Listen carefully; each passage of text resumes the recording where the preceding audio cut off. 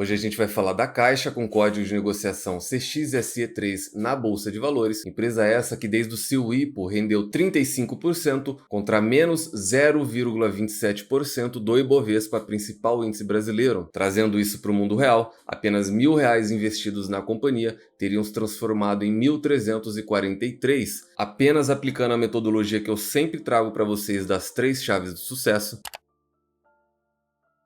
Sempre lembrando que logo abaixo de todo vídeo eu deixo uma lista dos principais livros que um investidor tem que primordialmente ler antes de entrar no mercado de capitais. A primeira observação desse vídeo é, como estamos falando da Caixa, estamos falando de seguradoras, e se estamos falando de seguradoras, estamos falando dos maiores investidores de todos os tempos. Eles preferem muitas vezes até mais do que banco. Como Warren Buffett sempre disse, seguradoras são máquinas de fazer dinheiro. Porém, como nem tudo são flores, e isso mostra a importância do seu gerenciamento de risco, toda investida tem pontos positivos e negativos, abre aspas. Lira diz que Caixa terá indicações políticas do Centrão. Isso estamos falando de cargos para presidente e todos os VPs, tá? Todos os vice-presidentes e diretores da companhia como um todo. Por que eles fazem isso? Porque, obviamente, ela ainda é uma empresa estatal e você tem que levar em conta isso no gerenciamento de risco. Eles depenam as empresas estatais, dando cargos técnicos para políticos, assim eles conseguem as aprovações que eles querem, tanto na Câmara quanto no Senado.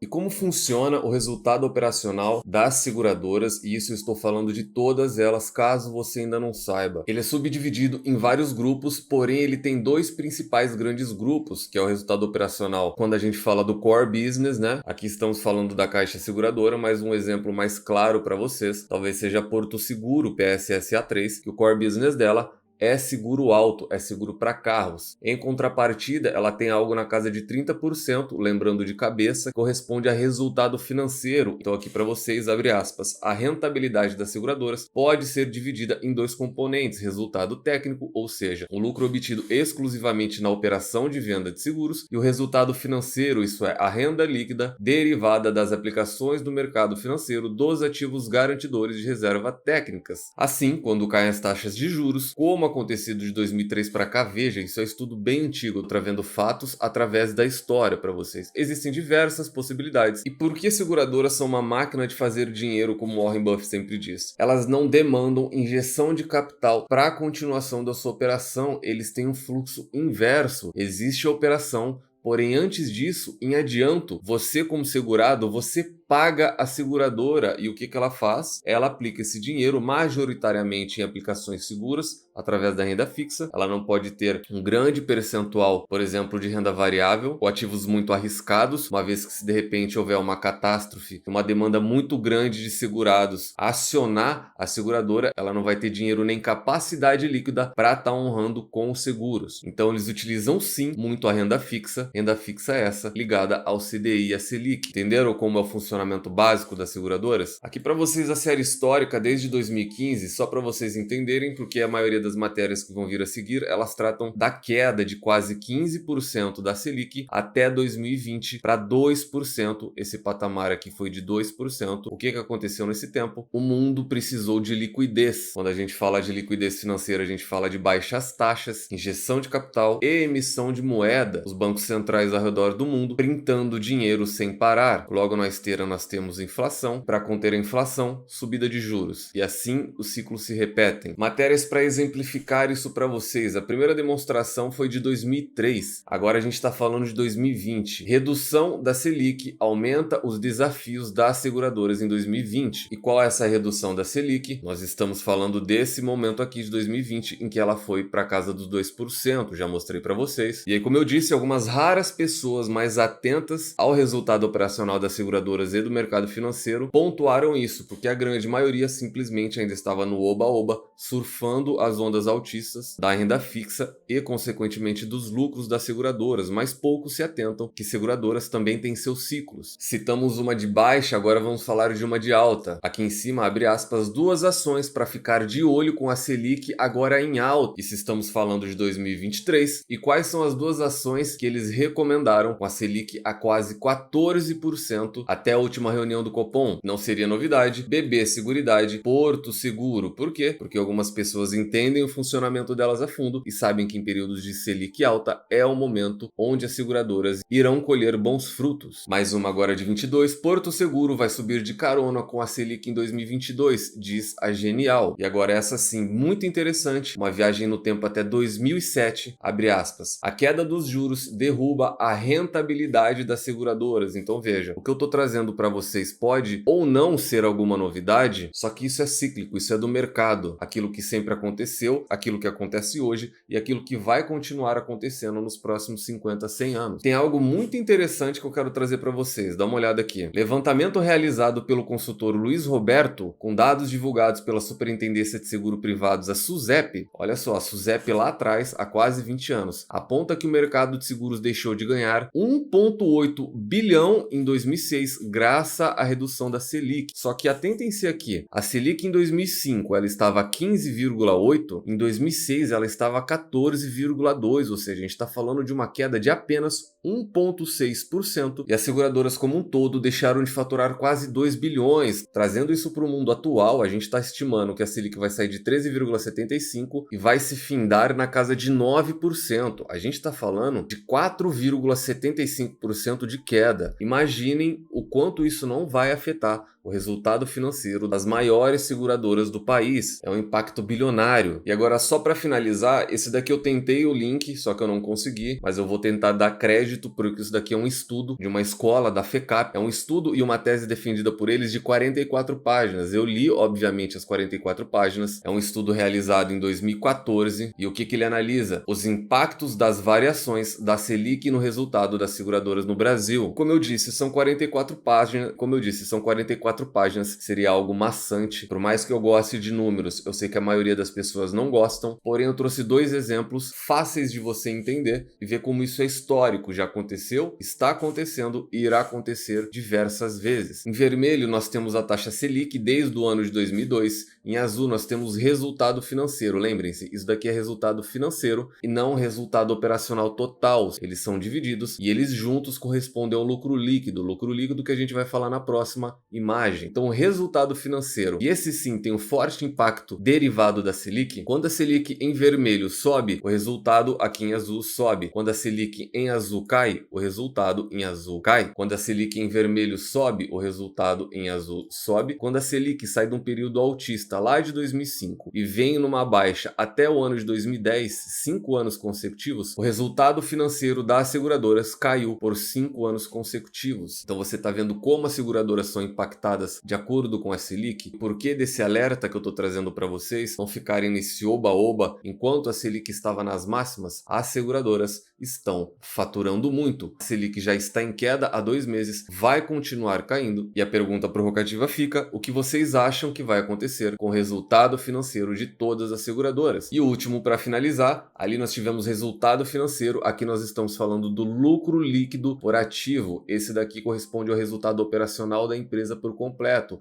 resultado financeiro, adjacentes e o core business da venda de seguro. Então veja, a Selic sobe, o lucro líquido como um todo sobe. A Selic cai, o lucro líquido como um todo cai. A Selic sobe, o lucro líquido como um todo sobe. A Selic cai por 5 anos consecutivos, o lucro líquido em azul cai por 5 anos consecutivos. Eu estou trazendo isso para ser um mensageiro apocalíptico? Não. Eu faço isso com os bancos, eu faço isso com o setor financeiro como um todo. Afinal de contas, é a área que eu tenho mais expertise e eu tenho que trazer para vocês partes boas e eu tenho que trazer para vocês alguns alertas. Eu estou vendo muita gente falar sobre as seguradoras, o quão boas elas estão, mas eu tenho a obrigação de trazer para vocês que os próximos anos, com a queda na taxa de Selic, o resultado financeiro vai ser impactado. Sim, isso é impedimento para vocês? Não. A empresa não vai deixar de ser boa por causa disso. A empresa que ela é eficiente com a Selic baixa ou a Selic alta. Agora, o lucro líquido é impactado diretamente por um fator externo, consequentemente, a cotação é impactada, consequentemente, os dividendos que você, acionista, recebe são impactados por um fator externo. Fator esse que agora, com essa aula, vocês já conhecem por completo. Monólogo de 2 minutos. EDRE da companhia, teses essas de Peter Lynch. A Caixa Seguradora, desde que divulgou seus dados, nunca deu prejuízo algum ao acionista. São lucros crescentes e constantes. Primeiro ponto para a Caixa. No que diz respeito à eficiência, a gente vai falar do ROI, Return on Equity, tese essa defendida por Warren Buffett. Ela tem um ROI histórico de 27%, hoje na casa do 28%, muito alinhado com sua média histórica. Vamos falar agora de Dividend Yield, tese essa defendida por Ben Graham e Luiz Barsi Filho. Ela tem uma média histórica de 6%, porém nós só podemos avaliá-la em 3 anos. Lembrem-se que ela teve um IPO recente, sendo que o yield atual dela é na casa dos 7,50%. Falando sobre preço sobre lucro, tese de regressão à média de Robert Shiller, ela tem uma média histórica de 10,65, estando negociada hoje a 10,24, marginalmente abaixo da média histórica, porém estamos falando apenas de 3 anos. Caso você, investidor, agora queira calcular o preço teto, tese essa defendida por Luiz Barsi Filho, que recentemente falou publicamente que está comprando as ações da companhia. Que a gente pode fazer de uma maneira simplista é pegar o último ano fiscal fechado, portanto 0,648, e dividir por 6%, que é o mínimo aceitável pelo Barsi, através de remuneração. Você teria um preço teto de 10,8, portanto a empresa hoje já está sendo negociada acima desse preço teto. E no que diz respeito a preço justo, tese essa defendida por Benjamin Graham, tese essa totalmente diferente de preço teto. O que o investidor faz é pegar 22,5 multiplicado pelo Earnings per Share, que é o lucro por ação, 1,13, multiplica novamente pelo Business Value per Share, que é o VPA, 3,95. Nunca se esqueça de elevar a raiz quadrada, você tem um preço justo de 10,02, também abaixo do preço atual de cotação. Gerenciamento de risco, parte mais importante para o investidor. Se você ainda não faz, faça ou aprenda a fazer, sendo isso individual, pessoal e intransferível. Isso não é indicação de compra ou venda. Estamos falando da Caixa, do ramo de seguros, e ela obtém uma nota para mim 3. Notas 3, 4 e 5 são boas, ótimas e excelentes empresas. E por que de apenas nota 3? Vamos lá. Fundamentalmente falando, através de números, ela se classifica para ser uma empresa nota 4 e ou 5. Ela ficaria ali nesse intermédio entre 4 e 5, porque ela realmente é uma boa empresa. Ela não tem um ambiente de muita competitividade, tem competitividade sim, porém ela tem o nicho dela e ela ainda consegue fazer algumas vendas casadas, o que não é legal, mas a gente sabe que é prática. Porém tem duas coisas que jogam contra ela: o fato dela ser estatal, isso daqui é recente, do dia 17 de setembro, portanto há 2 dias atrás, você já vê influência política em empresas estatais. E o segundo é que ela é um IPO recente. Eu não considero uma nota 5, ou seja, uma excelente empresa. Empresas com menos de 5 anos de bolsa de valores. Tudo isso que eu tô falando para vocês sobre IPO e tudo isso que eu tô falando para vocês sobre empresas estatais, o que muita gente fala sobre IPO e empresas estatais, não adianta eu querer defender essa tese. Isso, infelizmente, a maioria de vocês só irá aprender da pior maneira, ou seja, através de prejuízos. Eu já estive nesse lugar, eu já ouvi diversas pessoas explicarem sobre isso, só que eu tive que aprender das piores maneiras, investindo pesado em empresas estatais, investindo pesado em IPOs. Portanto, sim, eu me travo de uma maneira métrica, o que não desabona a empresa de maneira nenhuma. Os números dela são excelentes e caso você não tenha esse tipo de trava, talvez isso não faça nenhum sentido para você. Qual que é a única maneira de você obter retornos como aqueles que eu mostrei para você no início do vídeo? É através do longo prazo, não existe outra maneira. É aplicando a metodologia das 3 chaves do sucesso que eu sempre trago para vocês, que consistem em encontrar excelentes empresas a preços atrativos, com uma excelente gestão e nunca mais as venderem, trancá-las as 7 chaves. Então hoje a gente falou da Caixa Seguradoras e do ramo de seguros como um todo. Espero ter ajudado vocês mais uma vez. Nos vemos no próximo vídeo e até lá.